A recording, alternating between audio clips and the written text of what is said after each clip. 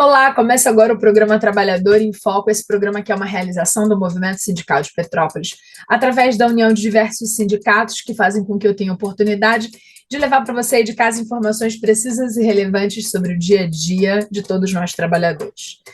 Dia a dia de trabalhadores que vão e voltam do trabalho e que sempre discutem uma questão básica: combustível.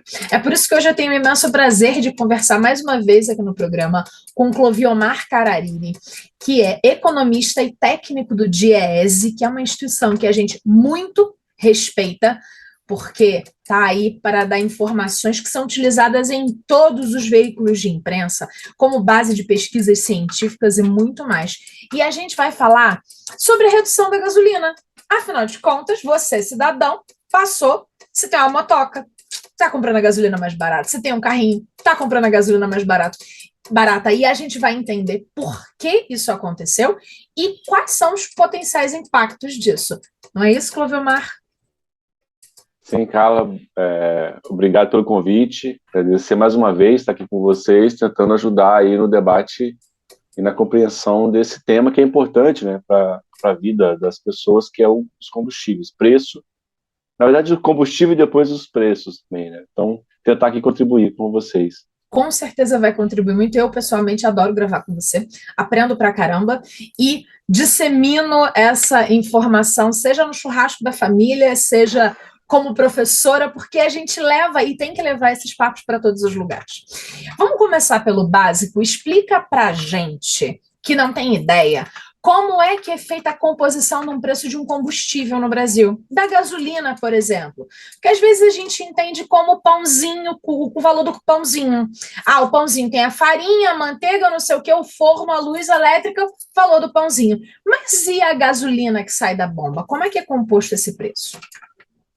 Ó, de uma forma bem resumida, a gente pode separar em três grupos. Um grupo, na verdade, quase todos os produtos, mas no caso da gasolina, em três grupos. Um grupo que é a própria gasolina em si, né, aquele derivado do petróleo que virou gasolina. No Brasil, a gente mistura a gasolina, 27% de um litro de gasolina que a gente consome tem participação de etanol, então tem uma mistura ali de gasolina e etanol, que vira a nossa Uhum. gasolina. Na verdade, a gente chama de gasolina a gasolina que sai das refinarias, e gasolina C, essa gasolina que a gente consome, que ela vem a mistura, né? Gasolina mais etanol. Então, uma parte da composição do preço tem a ver com esse setor que é o setor que produz a gasolina. Um segundo grupo tem a ver com os impostos, né? Então, esse bem é gerado e aí tem uma série de impostos que são cobrados sobre ele. E um terceiro grupo, é o grupo daqueles que são as empresas que compram das refinarias essa gasolina misturada, e levam até os postos, chamadas empresas que distribuem o combustível, e também os postos. O dono do posto tem uma margem de lucro, ele recebe um pouco, um valor a mais por conta da compra e venda desse produto. Então, resumidamente, tem três grupos, né? Quem produz, os impostos e ali a margem de quem revende, né? Compra e revende o produto. Então, esses três componentes da gasolina. Perfeito. Muitas vezes, ou acho que dois ou três programas, nós conversamos aqui sobre a questão da alta do preço dos combustíveis.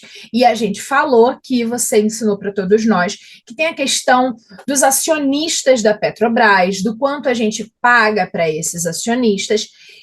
Pegando esta questão que a gente já discutiu bastante aqui e trazendo para essa divisão de onde é que fica esta questão que a gente falou que era um problema, que o governo federal poderia ter um novo olhar sobre isso e tal, não sei o quê. Na hora da composição desse preço, essa questão dos acionistas da Petrobras está localizada onde?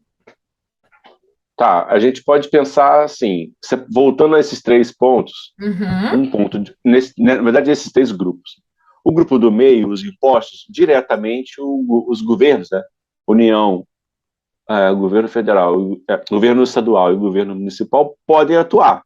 porque são eles que, de certa maneira, claro, tem todo um debate que passa pelos congressos, pelas assembleias e pelas câmaras, que vão discutir se vai aumentar ou reduzir o valor daquele imposto. Né? No caso da gasolina, os impostos estaduais, ICMS, por exemplo, tem toda essa discussão. Então, os governos, eles podem atuar ali. Né? E é importante isso, porque o imposto, o que ele é?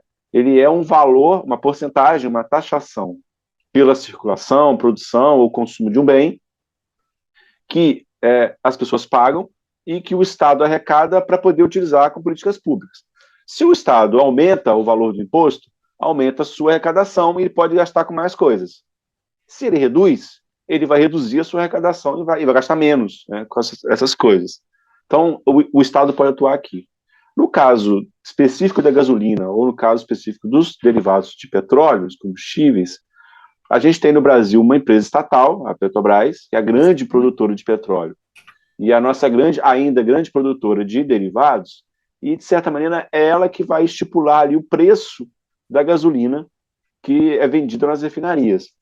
E como é estatal, e como é uma empresa estatal, e tem ainda um controle acionário na mão do Estado, o governo, a União, também pode atuar ali, nesse primeiro grupo, que é o grupo da formação do preço, que é o grande problema. Né? Já o último grupo, o grupo lá das empresas que distribuem os postos, aí a margem é menor de manobra. Por quê? Porque eles vivem concorrências entre eles. Os postos, por exemplo, claro que tem cartéis, mas tem uma série de concorrências, são vários postos. Petrópolis deve ter vários postos de gasolina. Sim. Tem uma disputa entre eles. E o Estado atuaria ali, de certa maneira, via impostos também, né? Mas não poderia entrar. Né?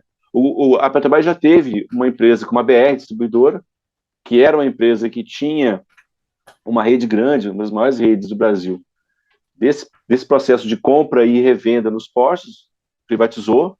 Então, hoje, todo o setor de distribuição é muito concentrado na mão de poucas empresas e privadas, e os postos são espalhados pelo país inteiro. Geralmente, grande volume deles são postos chamados bandeira branca, que tem um dono só. Esse uma figura que é o dono daquele posto só, né? Geralmente é isso. As redes de postos têm uma participação menor. Então, o governo pode atuar nesses três grupos, com maior pressão no segundo grupo, que é o dos impostos, que é a referência, e também no caso da gasolina, ou do diesel, dos derivados, na atuação da Petrobras, que é o grande problema hoje, né? A formação do preço e a subida do preço de 2021 para cá tem muito a ver com a política de preços que a Petrobras adotou nas suas refinarias. Perfeito. Um parênteses, quando você falou que postos de gasolina espalhados pelo Brasil normalmente tem um dono, né? O meu pai era dono de posto de gasolina. E é impressionante como eu sou, até hoje, eu tenho 38 anos e isso foi na minha infância, eu sou completamente apaixonada pelo cheiro da gasolina, assim. Normalmente as pessoas detestam, eu adoro o cheiro de gasolina, porque me remete a momentos interessantes da minha infância. Agora, além do fato de eu ser a filha do dono do posto de gasolina, né, que nos anos 80 isso era uma coisa fantástica, a gente vive discutindo aqui a questão do preço da gasolina que aumentou e agora o preço da gasolina tá botando lá no tanque do trabalhador, ele baixou. E aí, a questão é, o que aconteceu? Ah, então mudou a política lá na Petrobras? Ah, então não tá mais com o dólar? Ah, mas explica pra gente de forma prática, para todo mundo entender. O que aconteceu que eu, Carla, que pagava quase R$ 9 no litro da gasolina para colocar no meu Ford Kazinho 2012, como é que eu agora estou pagando 5,35? O que é isso? Não, são dois grandes fatores. O primeiro é o grande peso maior nesse momento de curto prazo é a redução dos impostos. O governo Bolsonaro, de certa maneira, pressionou os estados para que reduzisse a porcentagem cobrada pelo ICMS. Então, houve realmente uma redução dos impostos da gasolina. Isso foi diferente em cada estado, então tem uma diferença dessa redução. No caso do diesel, a gente não sentiu a redução dos preços, porque já é um produto que já tinha um imposto pequeno perto da gasolina, e não se sentiu os efeitos da redução dos impostos. Né? Então, um fator é esse, né? Nesse momento, uma medida eleitoreira de curto prazo, no sentido de tentar reduzir os preços. Eleitoreira. Ah, Não, eleitoreira. Só para tá, botar essa palavra em porque eu voga. achei Ah, não, que tinha desculpa. batido no microfone. Porque é de curto prazo, né? Ela é de curto prazo porque ela tem um momento para acabar e tem uma série de efeitos, né? O principal deles é a redução da arrecadação dos estados e municípios, porque vão ter menos recursos agora com essa redução.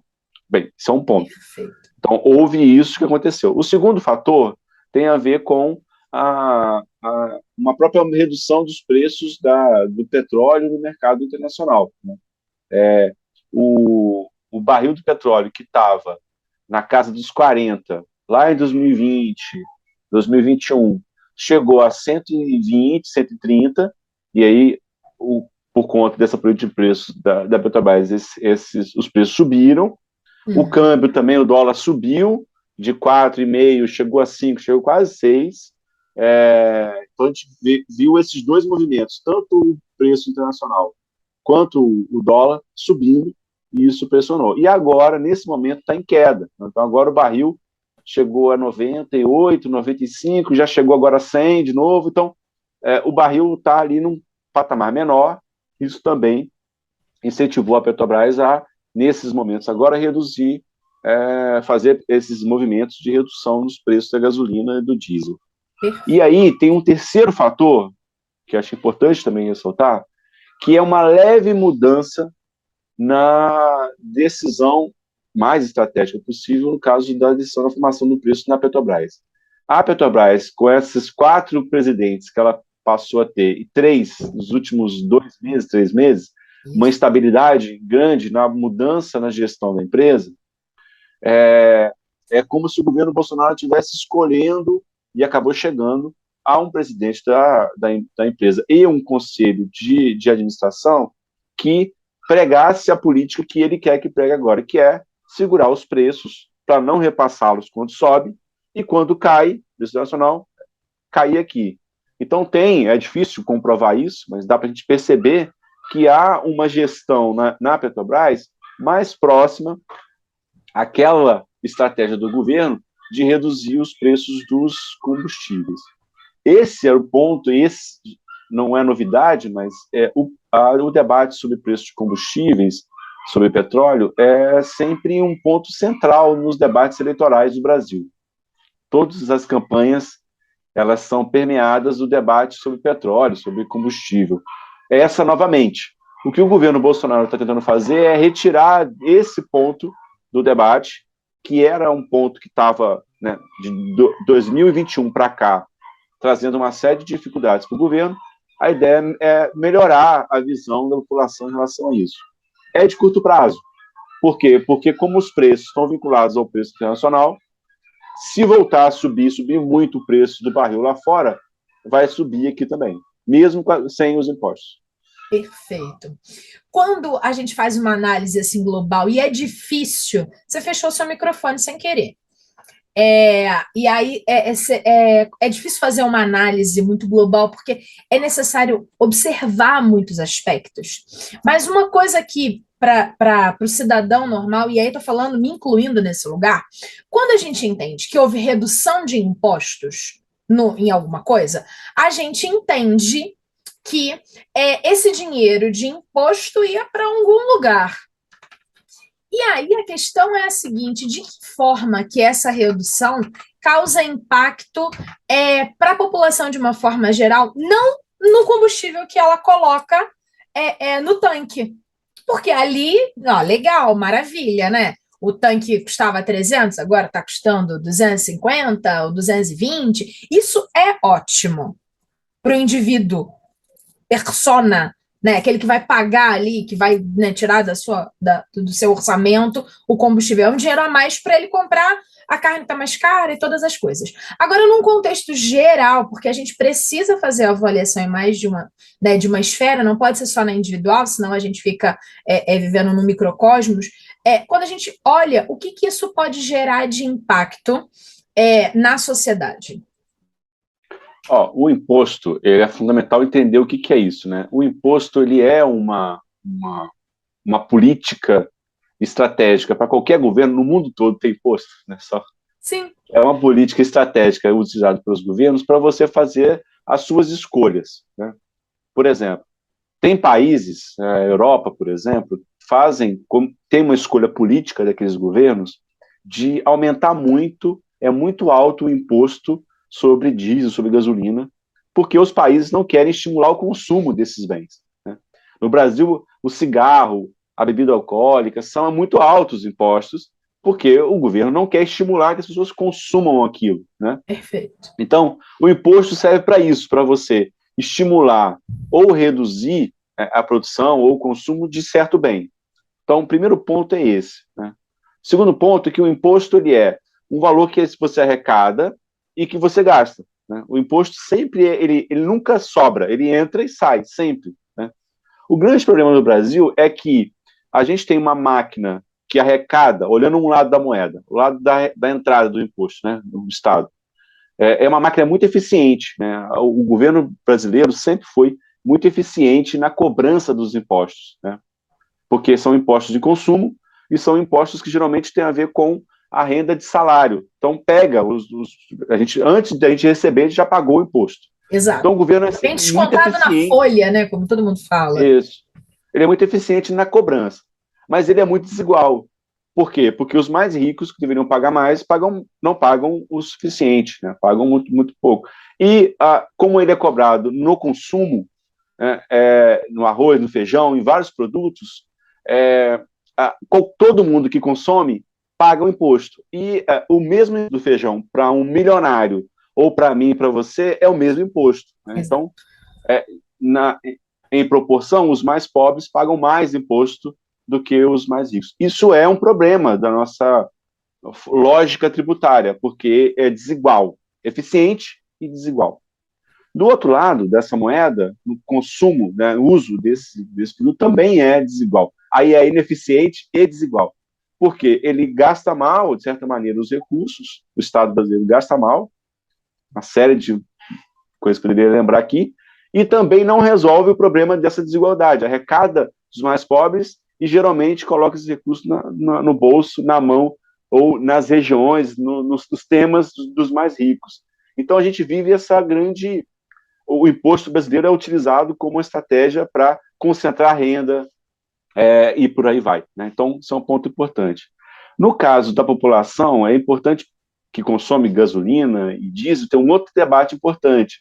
Quando o governo reduz os impostos da gasolina, está atendendo geralmente a classe média, que tem um carro, que consome gasolina, né?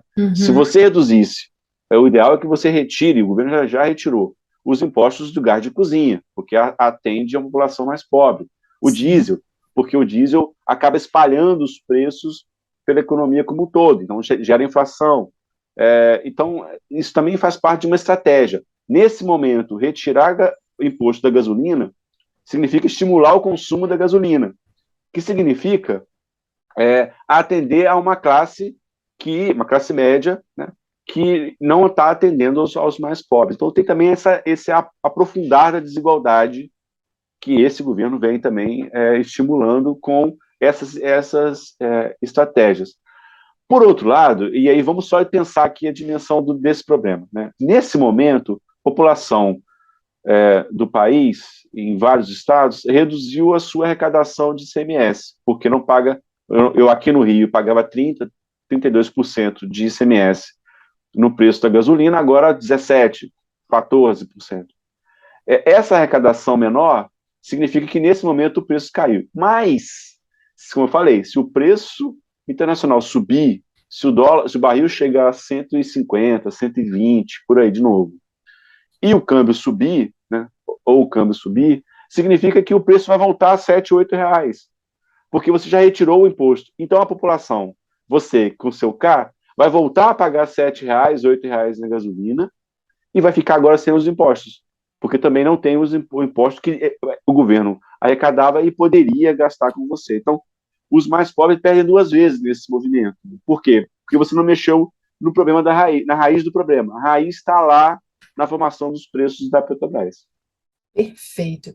Acho que deu para todo mundo entender, porque eu consegui entender e ainda vou conseguir replicar esse discurso com tranquilidade. E aí vem uma próxima questão que me causa estranheza e fica martelando na minha cabeça, e que você falou, que é, neste momento, a redução maior foi na gasolina, que é o que a gente coloca essa classe média brasileira, né?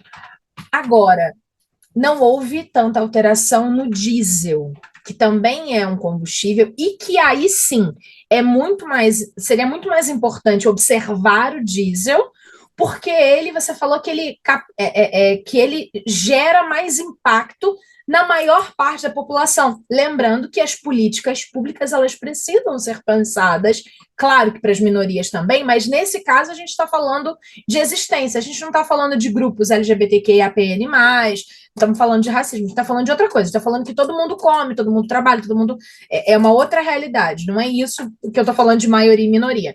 Mas a gente tem que pensar nos pobres, que hoje no Brasil já se constitui uma parcela considerável. Aqui em Petrópolis, por exemplo, a última pesquisa da Prefeitura Municipal de Petrópolis falou que a gente tem 1/3 da população vivendo em vulnerabilidade social. Ou seja, a gente tem que pensar em políticas primeiro para eles, depois para os demais, né? Sim, pesos e medidas e tal.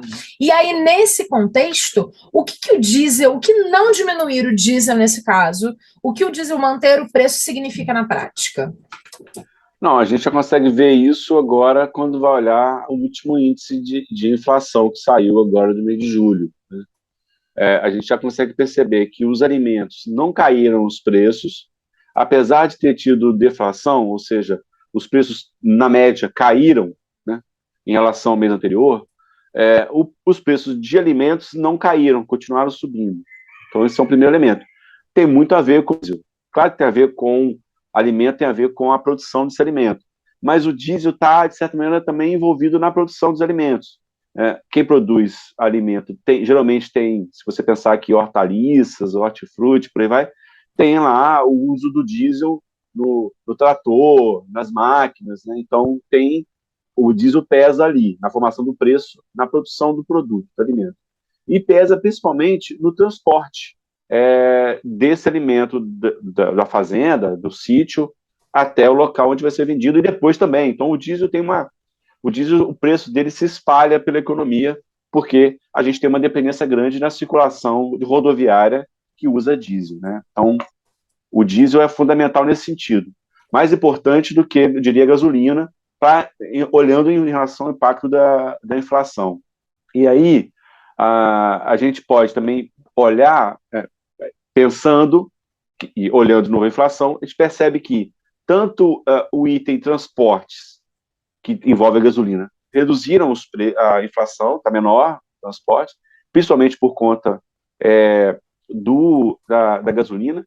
O caso do diesel no transporte rodoviário de passageiros geralmente um reajuste por ano, você não tem reajuste de passagem todos os meses, é uma vez por ano, quando tem.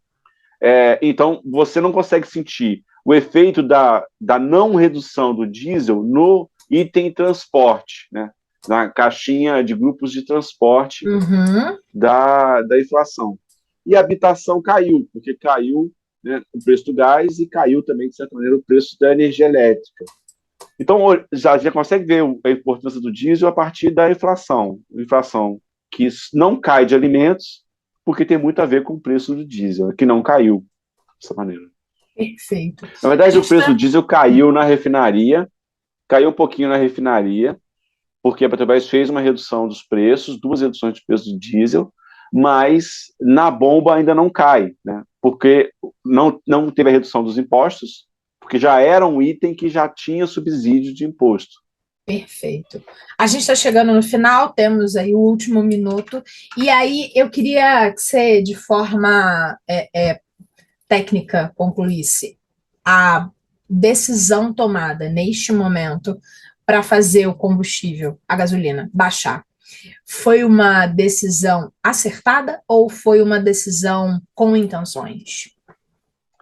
Não, sem dúvida nenhuma, tem muito a ver com uma cesta de decisões tomadas recentemente que vão na direção de pensar o processo eleitoral, né? Como eu falei, se a gente quiser pegar, a gente pode olhar também o aumento, a resistência do governo durante a pandemia de 2020 em criar um auxílio, né? O governo queria criar um auxílio de R$ 200, Ai, o Congresso R$ 200. aprovou de R$ 500, e aí depois ele vai e aprova e indica R$ 600, depois retira esse auxílio, volta com auxílio de 400, com alguns meses sem esse auxílio, e agora, recentemente, passa novamente para 600. Assim, não sou eu que estou dizendo, está todo mundo dizendo que está na cara que é um projeto eleitoral. Você ficou 3 anos e meio sem fazer isso e faz isso agora no finalzinho do seu mandato, porque tem um desgaste imenso. A população brasileira, você falou de Petrópolis, mas no Brasil, 33 milhões de pessoas não conseguem saber o que vão comer durante o dia, né? Então tem um efeito muito, muito ruim. E que também, se você olhar bem, e quem recebe R$ 600 aqui e estiver assistindo vai perceber que ele compra menos coisas com esses 600 do que comprava com os 400 há alguns meses atrás, porque a inflação disparou. Então, tem esse efeito também. No caso da gasolina, a mesma coisa, né? Dos combustíveis, a mesma coisa. O governo esse foi um tema que desgastou muito o governo Bolsonaro em 2021. Em 2022 também já começa o ano muito desgastado por uma série de fatores. O principal deles é esse aumento cada vez maior nas refinarias, essa política de retirar dos pobres via preço e jogar lucro e dividendos para acionistas. E agora, repetidamente, o governo vai mudando os presidentes até chegar um presidente da Petrobras que possa fazer a sua política de segurar preço ou reduzir, e agora retirar os impostos. Então, sem dúvida nenhuma, é uma política eleitoreira que vai passar assim que acabar as eleições. Perfeito. Clovelmar, muitíssimo agradecida. É sempre um prazer para o programa, para a TV Petrópolis, para o movimento sindical, quando você dispõe do seu tempo. E assunto que é sempre um prazer para mim, porque eu aprendo de verdade aqui. Obrigada. Foi uma alegria falar com você mais uma vez. Muito obrigado. A gente está sempre à disposição. E é sempre bom estar aqui conversando com vocês. Deixar um abraço aí, pessoal do movimento sindical aí de Petrópolis. Obrigada de verdade. Obrigada a você de casa que ficou com a gente nesse bate-papo. E espero que, assim como eu, você tenha entendido um pouco mais dessa manobra eleitoreira, tá bom? Um beijo grande, até o próximo programa. Tchau, tchau.